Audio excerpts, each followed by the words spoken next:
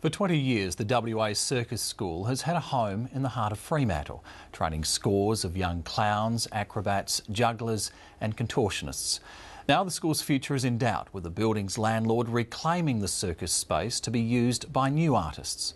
The Circus School's plight has thrown a spotlight on the lack of suitable spaces for artists, with research showing the struggle to secure premises in WA is pushing creative talent out of the state.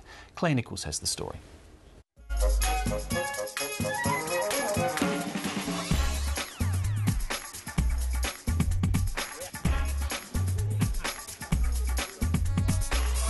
This space is perfect for the Circus School.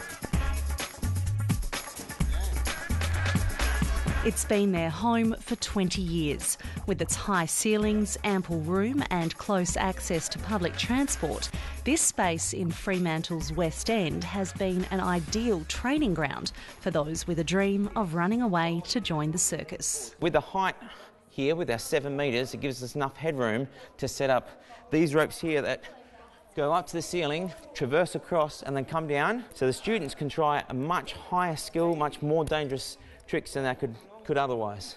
But for these young daredevils, a final curtain is looming. The Circus School leases this room on a tiny rent from ARTSOURCE, a visual arts group that manages several studios in the building. At a meeting earlier this year, staff broke the news that the Circus School's lease would not be renewed. To move a school of this size within a 6-month period is it's heartbreaking. ARTSOURCE says the circus had been getting special treatment. While visual artists can only use studios in this building for 5 years, the school had been here for 20. There was an anomaly in how we were treating some of our tenants. We had to eventually come to a way of treating everybody fairly, and treating everybody on a kind of an even basis. So it's with great regret that we felt we had to give the circus notice. But that's of little comfort to the staff here. They say the chances of finding a space like this at an affordable rent are slim to none. We've been looking and looking and looking and looking and looking. We've got our eyes peeled. There's been a few options that have come up, but they haven't happened or materialised. Next door, a group of percussionists face a similar fate. After 25 years in this studio, they've also received notice from ARTSOURCE. The studio has been used by scores of performers as a rehearsal venue, classroom and recording studio, with countless new compositions, even an opera being created within these walls. We've got lots of big drums and loud instruments, so we can really make noise. I mean, if we were in the residential sector, obviously there's problems there.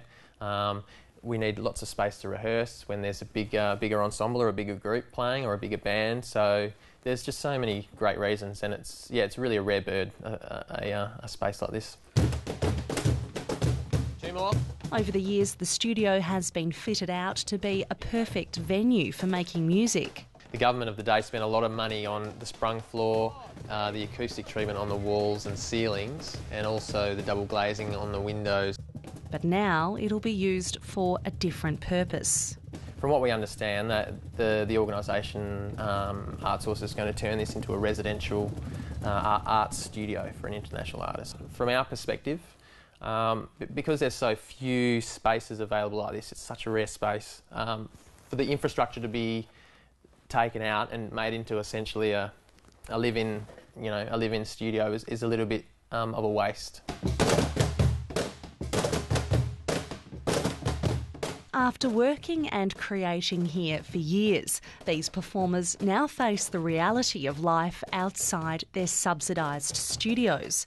For artists, space in Perth is at a premium. How hard is it to find space in Perth that is useful and affordable? Pretty bloody hard would be the simple answer. It's really challenging, and we find from some of our research, we've sort of found that it's one of the big challenges that leads us to lose a lot of our creative talent each year. According to the cultural group Form, WA is experiencing a creative drain. While the state has the highest rate of population growth in the country, we're losing our creative minds to places like Melbourne and Tasmania. And issues like spaces for artists to work are a driving factor. But there is some hope on the horizon. For some, the search for a new space could end a long way from Fremantle. Here in Midland, there's a massive redevelopment underway, and these old railway workshops have been identified as an ideal site for a new creative community. Form, with help from the Midland Redevelopment Authority, has transformed this workshop into a furniture-making studio. The ultimate plan is to transform more of these old buildings into working spaces, with opportunities for everyone from graphic designers to jewellery makers to performers.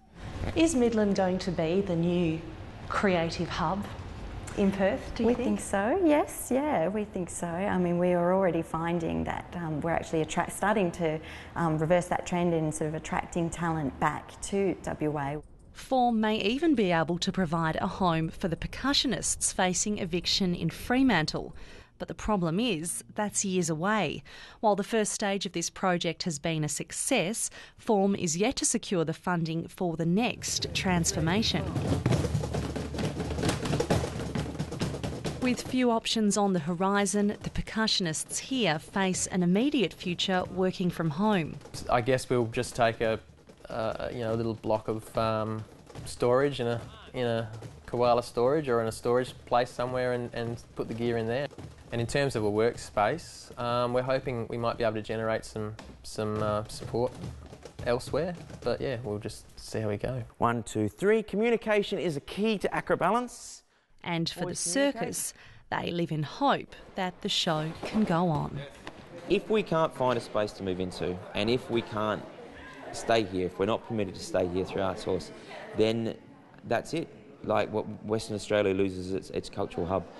Circus in this part of the world would die out. I mean, I'm a professional circus performer. I would move somewhere else.